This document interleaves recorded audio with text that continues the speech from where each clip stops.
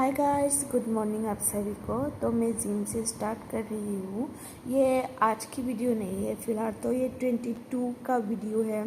जब मैं शादी में गई थी, मेरी सिस्टर की शादी में गई थी, तब की वीडियो है। टाइम बहुत है, ऐसा नहीं है कि टाइम नहीं है, टाइम है। एडिट करना मेरे को इतना बोरिंग लगता है, पता नहीं क्यों।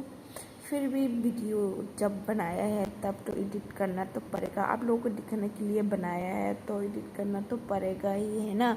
तो शादी है, क्रिश्चियन शादी, बहुत गर्मी लग रही तो पेप्सी वगैरह खाया और उसके बाद गया लड़का लोगों की इधर। आप लोगों को थोड़ा डेकोरेशन दिखा देती हूँ।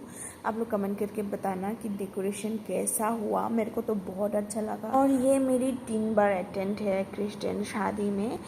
और हाँ, देखो डेकोरेशन कैसा है। फिर उसके बाद हम गए खाना खाने से पहले, गिफ्ट देने गए दुल्हन को। फिर खाना खाया, उसके बाद दूल्हा और दुल्हन को थोड़ा सा नचवाया आज के लिए। बस इतना ही। बाय गाइस, मिलती हूँ।